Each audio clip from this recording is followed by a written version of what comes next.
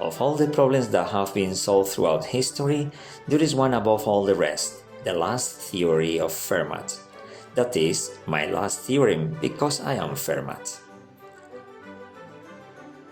I am only a mathematics amateur, but in reality I am a 17th century lawyer and mathematics are my hobby. But today I am going to tell you why my theorem has unleashed passions for more than 300 years. Firstly, I have to talk to you about Pythagoras' theorem. The Pythagorean theorem is well known. It states that the sum of the square sides of a right triangle equals the length of the hypotenuse squared.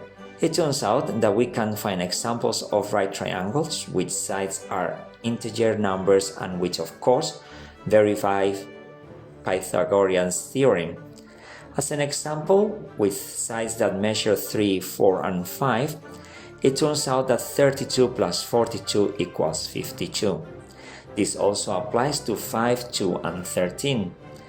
When three integer numbers meet this, they are said to form a Pythagorean triple. For example, these are the first 16 Pythagorean triples. One day I asked myself, what would happen if I changed from raising the box to raising the cube or to other exponents? Would it be possible to find Fermat triples? No matter how hard I looked everywhere, I could not find any, not even 33 plus 43 is 53, nor other which fulfill that property. If I couldn't find any, it was clear to me that it was impossible to find it, and therefore in 1637 I formulated what would be, without me knowing, the most famous conjecture of the next 3 centuries.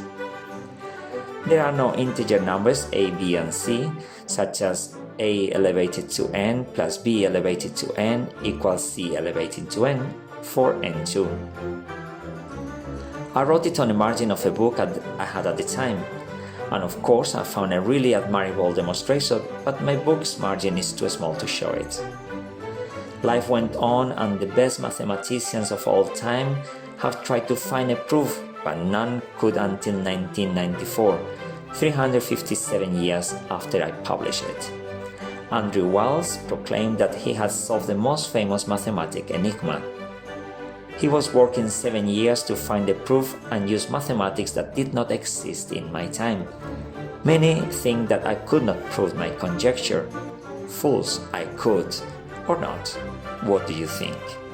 What is true is that the margin of books contain always very interesting things, even though you cannot see them at a first glance.